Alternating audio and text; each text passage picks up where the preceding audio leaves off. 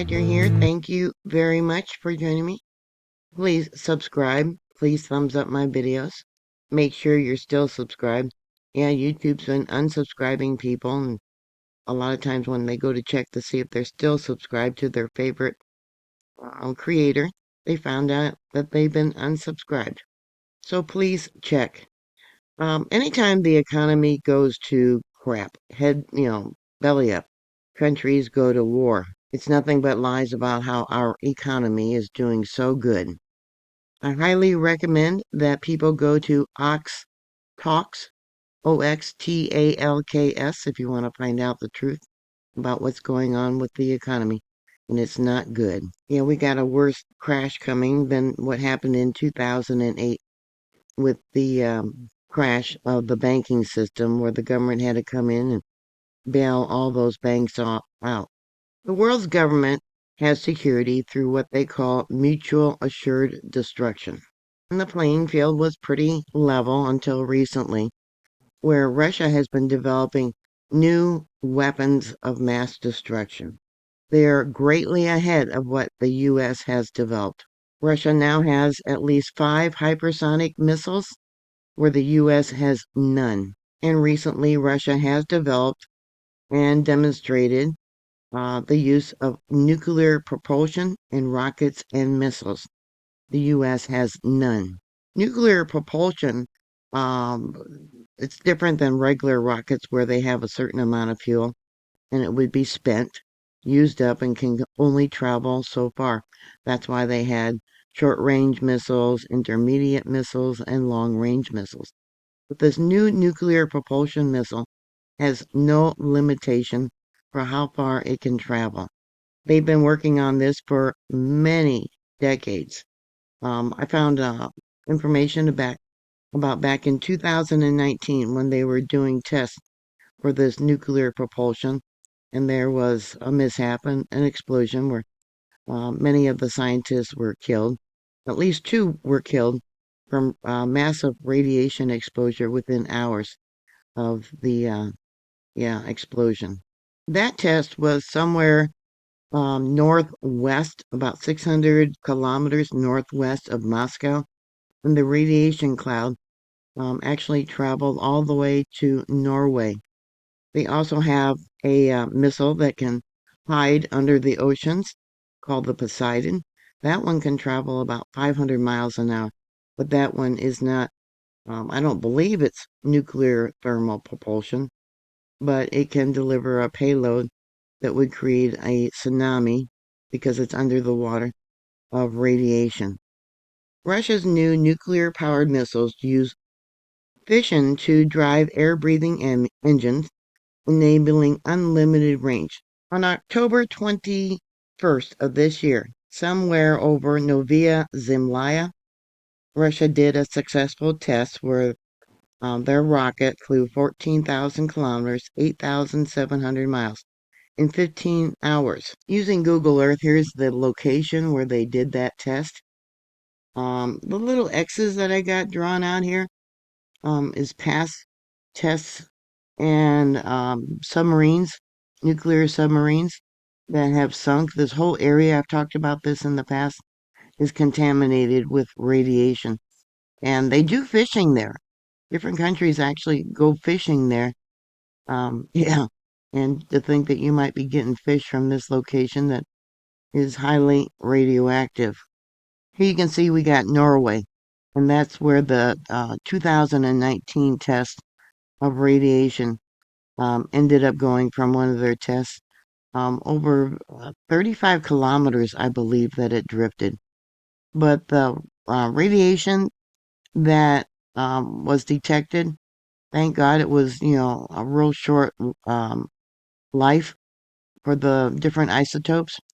Different articles will say that the 2019 test and explosion killed 5 of their scientists, but I only know of 2 that died within hours after that test from radiation exposure. So it was enough radiation, yeah, to kill people within hours. Putin hailed this new technology as invincible. capable of piercing any defense. The Western media hasn't been talking about it. Experts do criticize it as risky, a potential flying Chernobyl, due to its radioactive exhaust and vulnerability to interception. These systems underscores Russia's emphasis on its nuclear capabilities amid tensions with NATO. Environmental and proliferation risk remains high, with no equivalent in the U.S. programs currently. The ongoing Roscosmos work on plasma engines hints at future hybrid propulsions, but the nuclear thermal engines remains dominant right now for them. Russia has invested heavily in hypersonic weapons since the early 2000s, driven by the need to counter advanced missile defenses like those of NATO. Yeah, we got threats of war, and we're sending the hypersonic systems travel at the speed exceeding Mach 5, about 6,200 kilometers or 3,850 miles per hour. Their maneuverability makes intercept challenging. The U.S. has none. They have two different types of systems. One, a hypersonic glide vehicle, HGVs, which are boosted by rockets and then glide through the atmosphere. And they also have the hypersonic cruise missiles, HCMSs, which use air-breathing engines for sustained flights. As of November this year, 2025, Russia has 4 operational or near operational hypersonic systems, with production ramping up amid the Ukraine conflict. They have already been used in combat, including strikes on energy infrastructure and air bases there in Ukraine. Putin stated in October of this year that work on additional systems is underway, emphasizing Russia's lead in tactical nuclear delivery. They have the KH-47M2 Kinzhal, or Dagger. It's an air-launched ballistic missile, ALBM, derived from the Iskander, classified as a hypersonic due to its Mach 10 speed during descent. They are launched from MG-31K fighter jets or Tu-22M3 bombers. This system can carry conventional or nuclear warheads up to 500 kilograms. It was first used in Ukraine in March of 2022 and has been fired over 100 times by November of this year. Upgrades in spring of this year added terminal maneuverability to evade Patriot missiles through intercept. It is estimated they have 50 to 60 of these missiles in their stockpile right now. They also have the 3M22 Zircon. It's a ship or sub-launch HCM designed for anti-ship and land target roles. They can travel at about 8 to 9 Mach speeds. It flies low, under 50-kilometer altitude, for stealth, with a plasma sheath that disrupts radar. The first combat use was in Ukraine on February of last year. The range of these missiles allow it to strike on NATO carriers, and they're also evidently currently working on ground launchers, so they won't just be deployed by either ships or submarines. They also have the Avangard HGV. It is a nuclear-capable weapon deployed on ICBMs, gliding at Mach 20 or 27 after boost phase. It can maneuver sharply to evade defenses and can carry a payload of 2 megatons. Russia has 12 systems that are operational in Dombarsky base, but as of making this video, it has not ever been used in combat. They are doing serious production of this weapon, and it can travel over 3,000 miles or 6,000 kilometers. They are also working on the Orzhnik.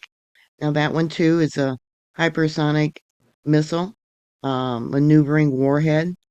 It can travel at Mach 10 and even change direction in mid-flight. It carries conventional or nuclear payloads. The first combat use was in November of 2024. on a Dnipro factory there in Ukraine. They have ramped up production of this hypersonic missile in August of this year. Putin announced deployment of this missile to Belarus um, this year, August, I believe August of this year. And it has a range covering all of Europe up to 5,500 kilometers, which is about 3,400 miles. Now, supposedly, only a few prototypes of this weapon exist, but it is positioned as a game changer for an escalation of the war. They are ground-based launchers, so they can be moved around to wherever they're needed. These weapons do enhance Russia's escalate to supposedly de-escalate what's recently going on, providing rapid, hard-to-intercept strikes for deterrence or first-use scenarios. Making these weapons is very expensive. The Kinzel cost about $10 million each. Western experts predict U.S. countermeasures, like space-based sensors, sometime supposedly by this year. Yeah, the Golden Dome. I recently watched a movie, I believe it was on Netflix. It was really good. I advise everybody to watch it. It's called The House of Dynamite. Now, we know that Russia is working hand in hand with North Korea, and the movie is based on that, where North Korea did several tests, and then later they did one that was not a test and it hit Chicago. I've talked about this before. Our West Coast Missile Defense System only has maybe a 65% chance of taking out an incoming rocket or missile. And in that movie, House of Dynamite, it talks about how it's like a bullet trying to hit a bullet. Myself, I am preparing. I do worry because Trump is going to be sending the Tomahawk missiles to Ukraine, and Russia has made threats about that. And everyone knows that Ukraine's drones and other types of defense systems cannot be handled by Ukraine. No, they're using Western technology. The West is giving them the coordinates, etc., to fire all these weapons at Russia. Russia knows that. So now we're going to send Tomahawks. Supposedly, as of today, November 3rd, which I don't believe them, the United States has not delivered Tomahawk cruise missiles to Ukraine. Recently, the Pentagon did clear the way for potential transfers.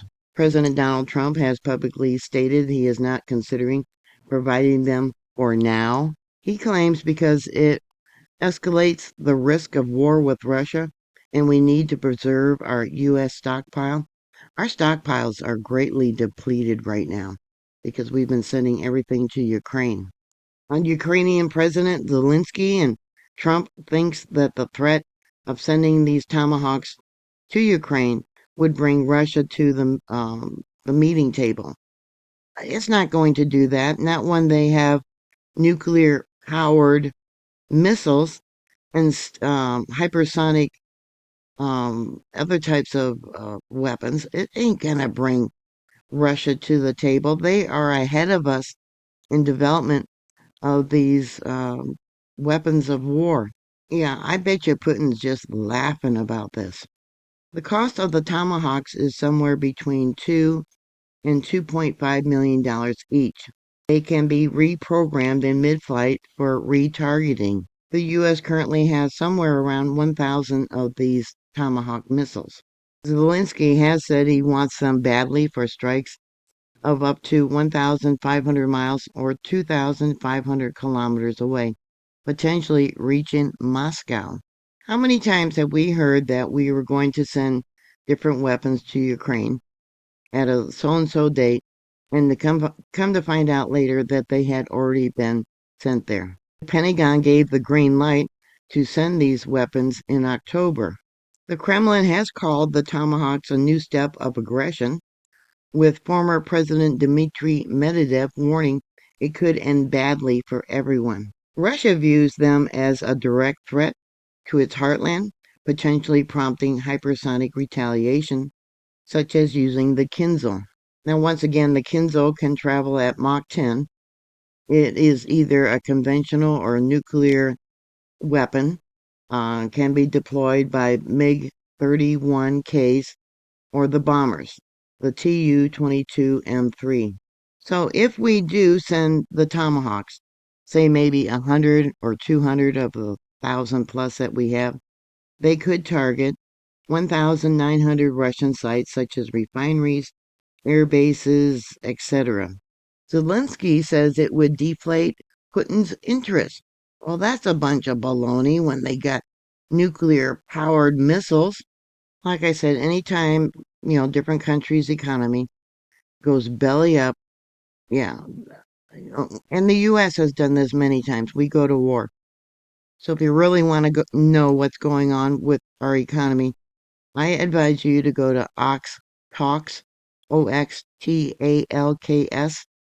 Yeah, we are in big trouble. Anyways, that's all I have for you right now. Thank you very much for watching. Please like, share, and subscribe. Make sure you're still subscribed. And I'll talk to you later. God bless you.